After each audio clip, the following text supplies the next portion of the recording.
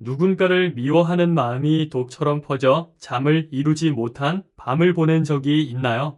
용서와 화해는 완전히 다른 차원의 선택입니다. 용서는 내 마음의 독을 빼는 일이지만 화해는 그 독을 만든 사람과 다시 만나는 일입니다.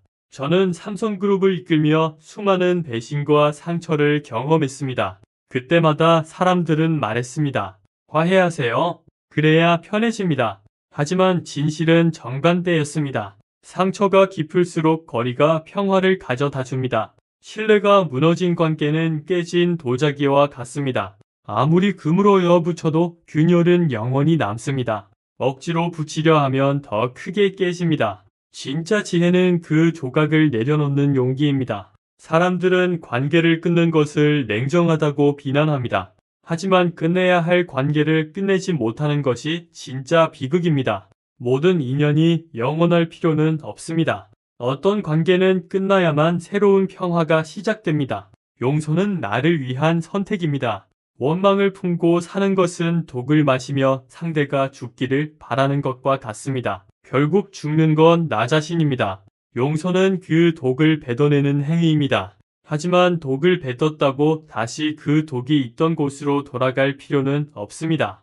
용서했으니 화해해야 한다는 생각은 또 다른 상처의 시작입니다. 저는 한때 믿었던 부하 직원이 회사 기밀을 경쟁사에 넘긴 일을 겪었습니다. 분노가 치밀었지만 며칠 후 결심했습니다.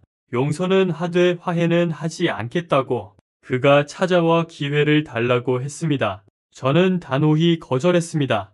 용서했지만 다시 함께할 수는 없다고. 사람들은 냉정하다고 했습니다. 하지만 그것이 진짜 성숙입니다. 신뢰는 한번 무너지면 다시 세워지지 않습니다. 감정은 시간이 지나면 흐려지지만 무너진 신뢰의 구조는 복원되지 않습니다. 억지로 복원하려 하면 더 큰 붕괴를 부릅니다. 그것은 균열난 땅 위에 집을 짓는 것과 같습니다. 바람 한 번 불면 무너집니다. 진정한 지혜는 그 터를 떠나는 용기입니다. 많은 사람들이 상처받고도 관계를 붙듭니다. 왜일까요? 첫째는 두려움입니다. 익숙한 불행이 낯선 평화보다 안전하게 느껴지기 때문입니다. 둘째는 사회적 압력입니다. 관계를 유지하는 사람을 성숙하다고 여기는 편견 때문입니다. 셋째는 자기 의심입니다. 내가 너무 예민한 건 아닐까 하는 불안 때문입니다. 하지만 진짜 책임은 끝까지 붙드는 게 아닙니다. 끝내야 할 때를 아는 용기입니다. 관용과 자기 희생은 다릅니다.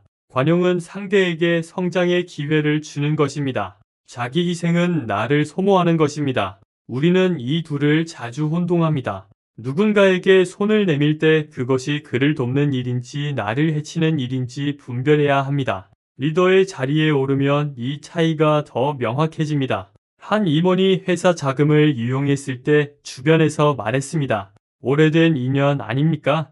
용서하시죠. 마음이 흔들렸지만 결단했습니다. 용서하되 함께하지 않겠다고. 이것은 감정의 문제가 아니었습니다. 조직의 신뢰 구조를 지키기 위한 선택이었습니다.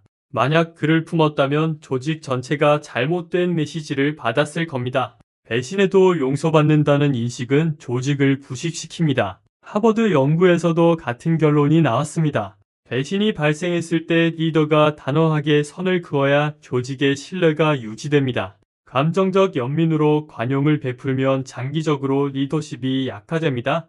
용서는 개인의 마음의 문제입니다. 신뢰는 구조의 문제입니다. 사람의 잘못은 미워하지 말되 깨진 구조는 타협하지 말아야 합니다. 그것이 리더의 역할이고 나를 지키는 울타리입니다. 리더십의 본질은 화해의 미학이 아닙니다. 단절의 용기입니다.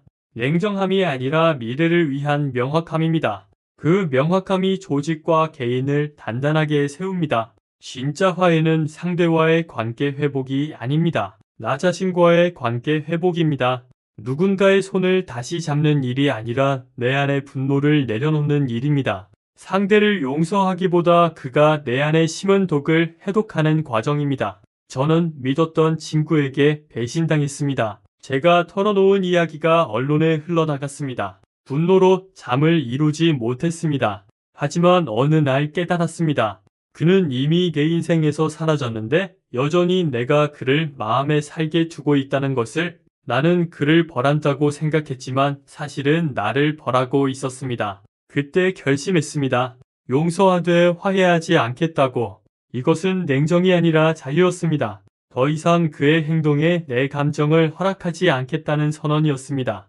그 후로 마음이 놀라울 정도로 가벼워졌습니다. 불교의 무집착 개념에서 큰 통찰을 얻었습니다. 집착은 미움과 다르지 않습니다. 누군가를 미워하는 것도 여전히 그에게 묵여있다는 증거입니다. 진짜 화해는 미움조차 내려놓는 무집착에서 완성됩니다. 우리는 화해를 상대의 반응에 의존합니다. 그가 사과해야 내가 편해질 텐데, 그가 받아줘야 화해가 완성되지. 하지만 그것은 잘못된 믿음입니다. 진짜 화해는 상대의 동의가 필요 없습니다. 내가 내 마음의 족쇄를 끊는 순간 이미 완성됩니다. 상대가 뭐라 하든 나는 자유입니다. 상대를 다시 받아들이지 않아도 괜찮습니다. 그를 미워하지 않아도 괜찮은 상태. 내 안에서 고요함이 피어나는 순간, 그것이 진짜 화해입니다. 용서는 상대를 위한 것이 아닙니다. 나 자신을 위한 행위입니다. 원망을 품고 사는 건 독을 마시며 상대가 죽기를 바라는 것과 같습니다. 결국 천천히 죽어가는 건 나 자신입니다. 저는 오랜 세월 그 독을 품고 살았습니다. 그것이 내 마음을 얼마나 젖먹는지 몸으로 배웠습니다. 어느 날 결심했습니다. 이 독을 이제 내려놓자고. 그 순간 깨달았습니다. 용서는 관대함이 아니라 해방의 기술이라는 것을. 상대가 나를 바꾸지 못하도록 내 감정의 주도권을 되찾는 일입니다. 용서는 내 감정을 되돌려받는 행위입니다. 뇌과학 연구가 이를 증명합니다. 용서를 실천한 사람의 뇌를 MRI로 촬영하면 전두엽이 활발히 작동합니다. 감정 조절과 판단을 담당하는 영역입니다. 동시에 스트레스 호르몬인 코르티솔이 감소합니다. 용서는 과학적으로도 평화를 되찾는 가장 효과적인 방법입니다. 하지만 독을 뱉어냈다고 다시 그 독이 있던 곳으로 돌아가야 하는 건 아닙니다. 많은 사람들이 이 단계를 혼동합니다. 용서했으니 다시 관계를 회복해야지. 하지만 그것은 또 다른 상처의 시작입니다. 건강을 되찾았다고 독이 있던 병을 다시 맞을 이유가 없습니다. 용서와 화해는 반드시 연결될 필요가 없습니다. 용서는 감정의 청소입니다. 화해는 구조의 재건입니다. 전자는 내 안의 일이고 후자는 외부의 선택입니다. 이 둘을 혼동할 때 우리는 다시 고통 속으로 걸어 들어갑니다. 당신이 누군가를 용서하기로 결심했다면 그것으로 충분합니다. 그것만으로 이미 위대한 일을 한 것입니다. 그 다음은 회복이 아니라 경계입니다. 나는 당신을 미워하지 않는다. 하지만 다시는 상처받지 않겠다. 이 말은 냉정이 아니라 자기 존중의 언어입니다. 그것이 진짜 용서의 완성입니다. 상처를 받은 후 우리는 두 극단으로 치닫습니다. 복수 아니면 회피. 복수는 상대를 공격하며 강하다고 느끼려는 행위입니다. 회피는 두려움 속에 스스로를 가두는 행위입니다. 하지만 이 둘은 모두 나를 상대에게 묶어둡니다. 진짜 자유는 성숙한 무관심에서 시작됩니다. 성숙한 무관심은 단절이 아닙니다. 거리의 재설계입니다. 상대를 지워버리는 것도 미워하는 것도 아닙니다. 단지 그를 내 인생의 중심에서 주변부로 옮기는 일입니다. 그렇게 하면 내 마음의 무게가 달라집니다. 그 사람의 말이나 행동이 더 이상 내 하루의 온도를 결정하지 않습니다. 이 무관심에는 세 단계가 있습니다. 첫째는 거리두기입니다. 물리적, 감정적 거리를 확보하십시오. 불필요한 연락을 줄이고 사적인 대화를 끊으십시오. 회사 동료라면, 업무만 가족이라면 필요한 일만 나누십시오. 감정이 회복되지 않은 상태의 친밀함은 또 다른 균열을 만듭니다. 둘째는 무반응입니다. 상대의 행동에 감정적으로 반응하지 않는 연습입니다. 도발하든 사과하든 접근하든 당신은 관찰자처럼 머물러야 합니다. 심리학자들은 이를 정서적 비개입이라 부릅니다. 감정의 파도가 일어날 때 그 파도를 타지 않고 흘려보내는 힘, 그것이 진짜 강함입니다. 셋째는 자기정비입니다. 과거에 쏟던 에너지를 나 자신에게 돌리는 것입니다. 복수나 원망은 어마어마한 에너지를 소모합니다. 그 힘을 자기 성장으로 전환하십시오. 운동을 하거나 책을 읽거나 새로운 목표를 세우십시오. 어느새 당신은 그 사람이 아니라 나 자신을 중심으로 삶을 다시 짜게 됩니다. 저는 이 세 단계를 실천하며 놀라운 변화를 경험했습니다. 더 이상 분노가 내 하루를 지배하지 않았습니다. 상대의 존재가 내 평온을 흔들지 않았습니다. 성숙한 무관심은 냉정이 아니라 자유입니다. 처음 거리두기를 실천했을 때 마음 한켠이 무거웠습니다. 오랜 관계를 끊는다는 건 나 자신의 일부를 도려내는 것 같았습니다. 내가 너무 냉정한 건 아닐까? 이 선택을 후회하지 않을까? 하지만 시간이 흐르며 깨달았습니다. 거리두기는 포기가 아니라 보호라는 것을, 나를 버리는 행위가 아니라 나를 지키는 가장 성숙한 방식이었습니다. 우리는 어릴 때부터 관계 유지가 미덕이라고 배웠습니다. 끝까지 인연을 지켜야 한다. 사람은 변할 수 있다. 이런 말들은 따뜻하게 들리지만 현실에서는 통하지 않습니다. 신뢰가 무너진 관계는 기울어진 탑과 같습니다. 억지로 세우려 할수록 더 크게 무너집니다. 거리두기를 선택하면 죄책감이 찾아옵니다. 하지만 그 죄책감의 본질은 착한 사람으로 남고 싶은 욕망입니다. 나쁜 사람이 되지 않으려는 마음이 오히려 자신을 소진시킵니다. 진짜 선함은 모두를 끌어안는 것이 아닙니다. 자신을 해치지 않으면서 타인을 존중하는 경계를 세우는 것입니다. 심리학에서는 이를 건강한 분리라고 부릅니다. 연구에 따르면 상처를 준 관계에서 거리를 두면 스트레스 호르몬이 감소합니다. 수면의 질과 면역력이 향상됩니다. 거리두기는 감정의 회피가 아니라 심리적 회복의 과정입니다. 제가 경영자로서 또한 사람으로서 배운 진실은 이겁니다. 관계는 가까워야 좋은 것이 아닙니다. 적절한 거리가 있을 때 서로의 존재가 건강하게 보입니다. 너무 밀착된 관계는 호흡을 막습니다. 지나친 이해는 자존을 무너뜨립니다. 당신이 지금 어떤 관계에서 지쳐있다면 잠시 물러서 보십시오. 그것은 이별이 아니라 당신의 평화를 위한 후퇴입니다. 진짜 용기는 싸우는 것이 아니라 멈추는 데 있습니다. 그 멈춤 속에서 비로소 당신의 마음은 회복을 시작합니다. 우리는 종종 묻습니다. 그 사람과 화해해야 마음이 편할까? 하지만 그 질문의 방향이 이미 잘못되었습니다. 진짜 물어야 할 것은 내 마음이 지금 평화로운가입니다. 평화의 기준은 타인이 아니라 나 자신이어야 합니다. 상대의 태도나 반응에 따라 내 안정을 잃는다면 여전히 그 사람에게 종속되어 있는 것입니다. 인생을 오래 살아보니 깨닫게 됩니다. 모든 관계가 영원할 필요는 없습니다. 어떤 인연은 역할을 다하고 사라져야만 합니다. 억지로 붙드는 것은 미덕이 아니라 미련입니다. 떠나보내는 용기 속에서만 새로운 에너지가 들어올 공간이 생깁니다. 저는 수많은 사람을 떠나보냈지만 후회하지 않습니다. 오히려 그 결정들이 제 삶을 가볍게 만들었습니다. 나를 소진시키던 관계를 정리했을 때 진짜 소중한 사람들과의 관계가 더 단단해졌습니다.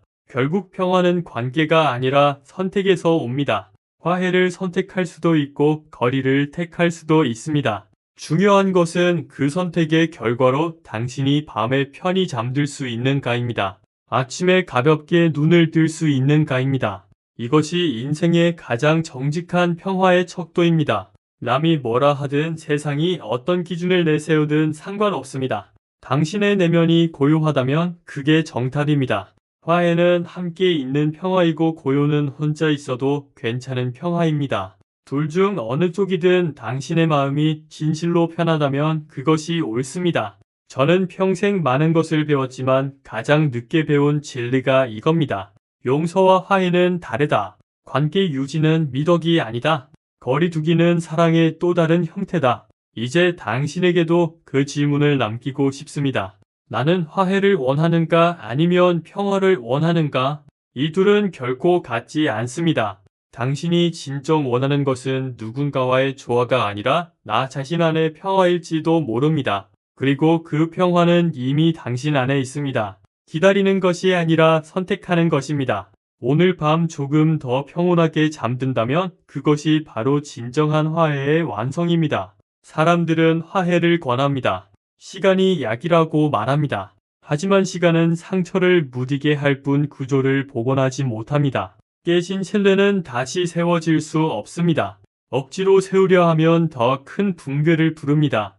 무너진 신뢰 위에 관계를 계속 세우는 건 모래 위에 집을 짓는 것과 같습니다. 보기엔 멀쩡해 보여도 바람 한번 불면 무너집니다. 진정한 지혜는 그 집을 억지로 고치는 게 아니라 그 터에서 떠나는 용기입니다. 그것이 감정적 회복보다 훨씬 더 근본적인 평화의 시작입니다. 저는 아버지 이병철 회장님 곁에서 일하며 관용을 미덕이라 믿었습니다. 실수한 사람에게 또 한 번의 기회를 주는 것이 리더의 덕목이라고 배웠습니다. 하지만 세월이 흐르며 깨달았습니다. 관용과 자기 희생은 다르다는 것을. 관용은 상대에게 성장의 기회를 주는 행위입니다. 자기 희생은 자신을 소모하는 행위입니다. 우리는 이 두 가지를 자주 혼동합니다. 누군가에게 손을 내밀 때 그것이 그의 성장을 돕는 일인지 나를 약화시키는 일인지 분별해야 합니다. 그렇지 않으면 결국 내 평화를 담보로 타인을 구원하려 드는 어리석음을 되풀이해야 합니다. 사람들은 관계의 끈을 놓는 것을 패배로 여깁니다. 하지만 진짜 패배는 끝내야 할 관계를 끝내지 못하는 것입니다. 용기는 붙잡는 데서 오는 게 아니라 내려놓는 데서 옵니다. 그리고 그 용기가 당신을 자유롭게 합니다. 저는 경영을 하며 수많은 배신을 경험했습니다. 함께 밤을 새우며 위기를 넘긴 동료들이 등을 돌렸습니다. 경쟁사로 가고 비밀을 흘렸습니다. 처음엔 그들의 행동 자체가 고통이라고 생각했습니다. 하지만 시간이 지나 깨달았습니다. 진짜 고통은 이 사람은 나와 같은 방향을 보고 있다는 믿음이 깨지는 순간이었습니다. 그 무너진 구조 위에서는 아무리 감정을 다독여도 안정이 찾아오지 않습니다. 신뢰는 인간관계의 뼈대입니다. 사업도 사랑도 우정도 모두 그 위에 세워집니다. 도자기를 떠올려 보십시오.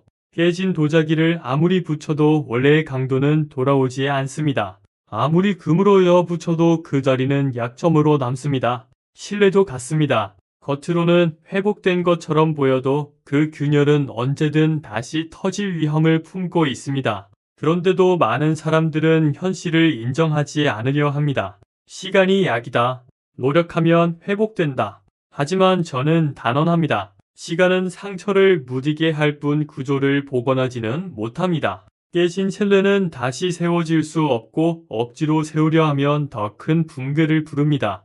우리는 가끔 관계를 유지하는 것이 선이라고 착각합니다. 하지만 무너진 신뢰 위에 관계를 계속 세우는 건 모래 위에 집을 짓는 것과 같습니다. 보기엔 멀쩡해 보여도 바람 한번 불면 무너집니다. 진정한 지혜는 그 집을 억지로 고치는 게 아니라 그 터에서 떠나는 용기입니다. 그것이 감정적 회복보다 훨씬 더 근본적인 평화의 시작입니다. 많은 사람들이 상처받고도 관계를 붙듭니다. 이별을 망설이고 배신을 용서하려 합니다. 왜일까요? 그 이유는 세 가지로 압축됩니다. 첫째, 두려움입니다. 익숙한 불행이 낯선 평화보다 안전하게 느껴지기 때문입니다. 사람은 본능적으로 변화보다 반복을 택합니다. 설령 그 반복이 자신을 아프게 해도 익숙함 속에서 위안을 찾습니다. 그래도 이 사람을 아는 게 낫지. 그렇게 스스로를 설득하며 무너진 관계에 머무릅니다. 둘째는 사회적 압력입니다. 우리는 관계를 유지하는 사람을 성숙하다고 여기고 관계를 정리하는 사람을 냉정하다고 낙인 찍습니다. 끝까지 책임져야지. 그래도 인연인데. 이런 말들은 겉으로는 도덕처럼 들리지만 실제로는 개인의 자유를 묶는 사슬이 됩니다. 하지만 저는 깨달았습니다. 진짜 책임은 끝까지 붙드는 게 아니라 끝내야 할 때를 아는 용기에서 온다는 것을. 셋째는 자기 의심입니다. 내가 너무 예민한 건 아닐까? 한 번 더 기회를 줘야 하지 않을까? 이런 생각은 관계를 좀먹는 자기 불신의 씨앗입니다. 저는 젊은 시절 이런 의심에 수없이 흔들렸습니다. 아버지 이병철 회장님 곁에서 일할 때 저는 관용을 미덕이라 믿었습니다. 실수한 사람에게 또 한 번의 기회를 주는 것이 리더의 덕목이라고 배웠습니다. 하지만 세월이 흐르며 깨달았습니다. 관용과 자기 희생은 다르다는 것을. 관용은 상대에게 성장의 기회를 주는 행위입니다. 하지만 자기 희생은 자신을 소모하는 행위입니다. 우리는 이 두 가지를 자주 혼동합니다. 누군가에게 손을 내밀 때 그것이 그의 성장을 돕는 일인지 아니면 나를 약화시키는 일인지를 분별해야 합니다. 그렇지 않으면 결국 내 평화를 담보로 타인을 구원하려 드는 어리석음을 되풀이해야 합니다. 사람들은 관계의 끈을 놓는 것을 패배로 여깁니다. 하지만 진짜 패배는 끝내야 할 관계를 끝내지 못하는 것입니다. 용기는 붙잡는 데서 오는 게 아니라 내려놓는 데서 옵니다. 그리고 그 용기가 당신을 자유롭게 합니다. 리더의 자리에 오르면 인간관계의 본질이 더 명확하게 드러납니다. 감정으로는 용서할 수 있어도 구조적으로는 용납할 수 없는 순간이 반드시 있습니다. 저는 수많은 조직을 이끌며 그것을 뼈저리게 배웠습니다. 한 번은 오랜 세월 함께한 임원이 회사 자금을 유용했습니다. 금액은 크지 않았지만 충격은 컸습니다. 주변에서는 말했습니다. 회장님, 오래된 인연 아닙니까? 이번 한 번만 용서하시죠. 그 말이 마음을 흔들었습니다. 하지만 결국 저는 결단했습니다. 그를 용서하되 함께하지 않겠다. 이 결정은 단순한 감정의 문제가 아니었습니다. 조직의 신뢰라는 구조를 지키기 위한 선택이었습니다. 만약 제가 그를 품었다면 조직 전체는 잘못된 메시지를 받았을 겁니다. 배신해도 용서받을 수 있다. 결국 능력이 있으면 다시 받아준다. 이런 인식은 조직을 서서히 부식시킵니다. 신뢰는 개인의 관계에서 시작되지만 한번 흔들리면 공동체 전체가 영향을 받습니다. 용서는 개인의 마음의 문제지만 신뢰는 구조의 문제입니다. 하버드 경영대학원의 연구에서도 비슷한 결론을 내렸습니다. 조직 내에서 배신이나 요일 위반이 발생했을 때 지도자가 인정은 하되 단호하게 선을 긋는 태도를 취할 때 조직의 신뢰도가 유지된다고 합니다. 반대로 감정적 연민으로 관용을 베풀면 단기적으로는 평화로워 보이지만 장기적으로는 리더십이 약화된다고 하죠. 저 역시 그 사실을 몸소 체험했습니다. 그때부터 저는 원칙을 세웠습니다. 용서는 개인적으로 하되 관계는 원칙으로 판단하라. 사람의 잘못을 미워하지 말되 그로 인해 깨진 구조는 절대 타협하지 말아야 합니다. 그것이 리더의 역할이고 나를 지키는 울타리입니다. 한번 무너진 신뢰 위에 다시 조직을 세우는 건 균열난 땅 위에 성을 짓는 것과 같습니다. 언젠가 그 균열은 다시 터져 나옵니다. 그러니 리더십의 본질은 화해의 미학이 아니라 단절의 용기입니다. 냉정함이 아니라 미래를 위한 명확함입니다.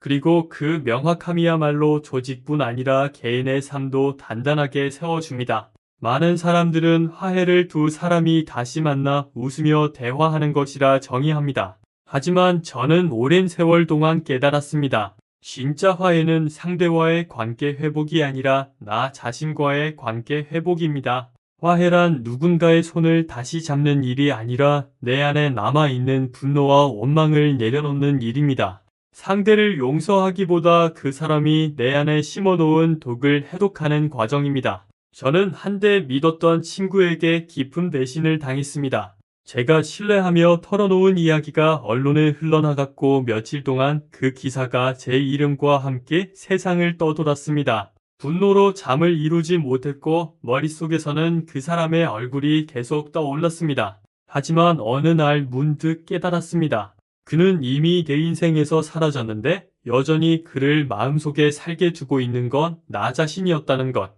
나는 그를 벌하고 있다고 생각했지만 사실은 나 자신을 벌하고 있었습니다. 그 깨달음의 순간 나는 결심했습니다. 용서하되 화해하지 않겠다. 이건 냉정함이 아니라 자유였습니다. 더 이상 그의 행동에 내 감정을 허락하지 않겠다는 선언이었습니다. 그 후로 마음이 놀라울 정도로 가벼워졌습니다. 저는 불교의 무집착이라는 개념에서 큰 통찰을 얻었습니다. 집착은 미움과 다르지 않습니다. 누군가를 미워하는 것도 여전히 그에게 묵여있다는 증거입니다. 진짜 화해는 미움조차 내려놓는 무집착에서 완성됩니다. 우리는 흔히 화해를 상대의 반응에 의존합니다. 그가 사과해야 내가 편해질 텐데, 그가 받아줘야 화해가 완성되지. 하지만 그것은 잘못된 믿음입니다. 진짜 화해는 상대의 동의가 필요 없습니다. 내가 내 마음의 족쇄를 끊는 순간 그때 이미 완성됩니다. 상대가 뭐라 하든 나는 자유입니다. 이것이 내가 깨달은 내면적 화해의 정의입니다. 상대를 다시 받아들이지 않아도 그를 미워하지 않아도 괜찮은 상태. 내 안에서 고요함이 피어나는 순간. 그것이 진짜 화해입니다.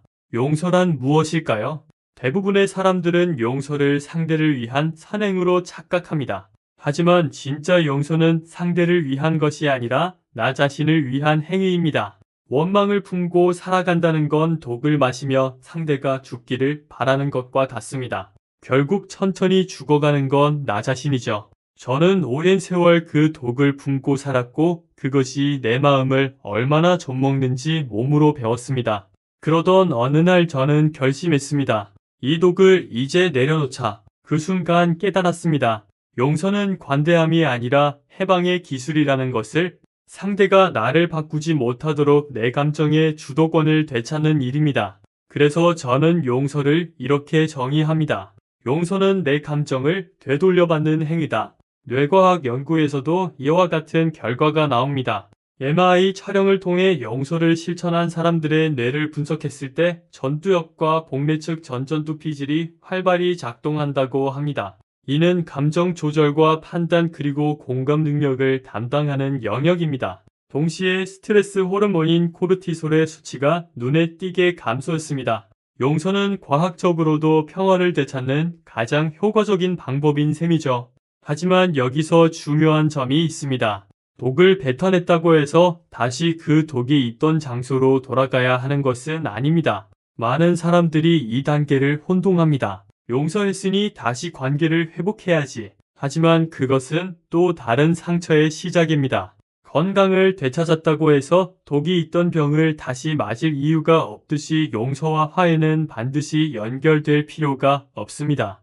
용서는 감정의 청소이고 화해는 구조의 재건입니다. 전자는 내 안의 일이고 후자는 외부의 선택입니다. 그 두 개를 혼동할 때 우리는 다시 고통 속으로 걸어 들어갑니다. 그러니 당신이 누군가를 용서하기로 결심했다면 그것으로 충분합니다. 그것만으로 이미 위대한 일을 한 것입니다. 그 다음은 회복이 아니라 경계입니다. 나는 당신을 미워하지 않는다. 하지만 다시는 상처받지 않겠다. 이 말은 냉정이 아니라 자기 존중의 언어입니다. 그것이 진짜 용서의 완성입니다. 상처를 받은 후 우리는 두 극단으로 치닫습니다. 하나는 복수, 다른 하나는 회피입니다. 복수는 상대를 공격하며 자신이 강하다고 느끼려는 행위이고 회피는 두려움 속에 스스로를 가두는 행위입니다. 하지만 이 둘은 모두 나를 상대에게 묶어둡니다. 진짜 자유는 그 어떤 반응도 하지 않는 성숙한 무관심에서 시작됩니다. 성숙한 무관심은 단절이 아니라 거리의 재설계입니다. 상대를 지워버리는 것도 그를 용서하지 못한 채 미워하는 것도 아닙니다. 단지 그를 내 인생의 중심에서 주변부로 옮기는 일입니다. 그렇게 하면 내 마음의 무게가 달라집니다. 이제 그 사람의 말이나 행동이 더 이상 내 하루의 온도를 결정하지 않습니다. 이 무관심에는 세 가지 단계가 있습니다. 첫째는 거리두기입니다. 물리적, 감정적 거리를 확보하십시오. 불필요한 연락을 줄이고 사적인 대화를 끊는 것입니다. 회사 동료라면, 업무적인 일만, 가족이라면 필요한 일만 나누십시오. 감정이 회복되지 않은 상태에서의 친밀함은 또 다른 균열을 만듭니다. 둘째는 모반응입니다. 상대의 행동에 감정적으로 반응하지 않는 연습입니다. 도발하든 사과하든 다시 접근하든 그 모든 순간에 당신은 그저 관찰자처럼 머물러야 합니다. 심리학자들은 이를 정서적 비개입이라 부릅니다. 감정의 파도가 일어날 때 그 파도를 타지 않고 흘려보내는 힘, 그것이 진짜 강함입니다. 마지막은 자기정비입니다. 과거에 쏟던 에너지를 나 자신에게 돌리는 것입니다. 복수나 원망은 어마어마한 에너지를 소모합니다. 그 힘을 자기 성장으로 전환하십시오. 운동을 하거나 책을 읽거나 새로운 목표를 세우는 겁니다. 어느새 당신은 그 사람이 아니라 나 자신을 중심으로 삶을 다시 짜게 됩니다. 저는 이 세 단계를 실천하며 놀라운 변화를 경험했습니다. 더 이상 분노가 내 하루를 지배하지 않았고 상대의 존재가 내 평온을 흔들지 않았습니다. 성숙한 무관심은 냉정이 아니라 자유입니다. 처음 제가 거리두기를 실천했을 때 마음 한켠이 무거웠습니다. 오랜 관계를 끊는다는 건 마치 나 자신의 일부를 도려내는 것 같았습니다. 내가 너무 냉정한 건 아닐까? 혹시 이 선택을 후회하게 되지 않을까? 하지만 시간이 흐르면서 깨달았습니다. 거리두기는 포기가 아니라 보호라는 것을, 그것은 나를 버리는 행위가 아니라 나를 지키는 가장 성숙한 방식이었습니다. 우리는 어릴 때부터 관계를 유지하는 것이 미덕이라고 배워왔습니다. 끝까지 인연을 지켜야 한다. 사람은 변할 수 있다. 이런 말들은 따뜻하게 들리지만 현실의 인간관계에서는 언제나 통하지 않습니다. 신뢰가 무너졌다면 그 관계는 이미 구조적으로 기울어진 탑과 같습니다. 억지로 세우려 할수록 더 크게 무너집니다. 거리두기를 선택하면 죄책감이 찾아옵니다. 하지만 그 죄책감의 본질은 착한 사람으로 남고 싶은 욕망일 때가 많습니다. 나쁜 사람이 되지 않으려는 마음이 오히려 자신을 소진시킵니다. 진짜 선함은 모두를 끌어안는 것이 아니라 자신을 해치지 않으면서 타인을 존중하는 경계를 세우는 것입니다. 심리학에서는 이를 건강한 분리라 부릅니다. 실제 연구에 따르면 배신이나 상처를 준 관계에서 일정한 거리를 두면 스트레스 호르몬이 감소하고 수면의 질과 면역력이 향상된다고 합니다. 즉, 거리두기는 감정의 회피가 아니라 심리적 회복의 과정인 셈입니다. 제가 경영자로서 또한 사람으로서 배운 진실은 이겁니다. 관계는 가까워야 좋은 것이 아닙니다. 적절한 거리가 있을 때 비로소 서로의 존재가 건강하게 보입니다. 너무 밀착된 관계는 호흡을 막고 지나친 이해는 자존을 무너뜨립니다. 그러니 당신이 지금 어떤 관계에서 지쳐있다면 잠시 물러서 보십시오. 그것은 이별이 아니라 당신의 평화를 위한 후퇴입니다. 진짜 용기는 싸우는 것이 아니라 멈추는 데 있습니다. 그리고 그 멈춤 속에서 비로소 당신의 마음은 회복을 시작합니다. 우리는 종종 묻습니다. 그 사람과 화해해야 마음이 편할까? 하지만 그 질문의 방향이 이미 잘못되었습니다. 진짜 물어야 할 것은 내 마음이 지금 평화로운가입니다.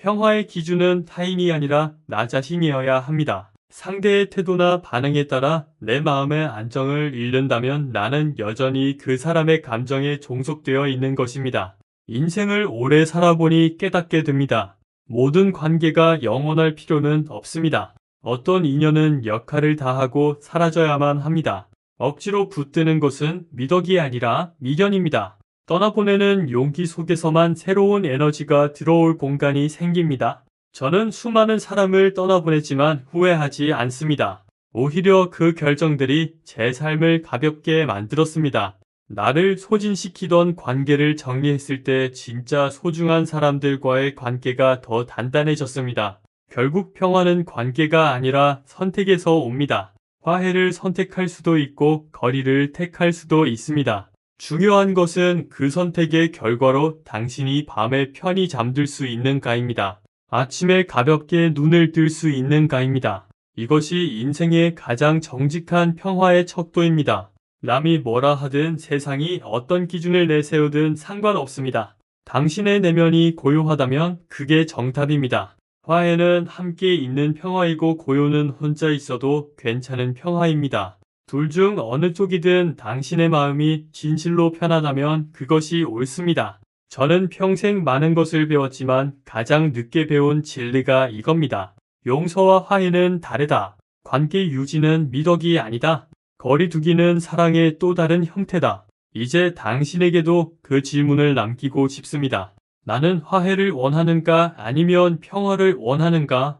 이 둘은 결코 같지 않습니다. 당신이 진정 원하는 것은 누군가와의 조화가 아니라 나 자신 안의 평화일지도 모릅니다. 그리고 그 평화는 이미 당신 안에 있습니다. 기다리는 것이 아니라 선택하는 것입니다. 오늘 밤 조금 더 평온하게 잠든다면 그것이 바로 진정한 화해의 완성입니다. 저는 삼성그룹을 이끌며 수많은 인간관계에 부침을 경험했습니다.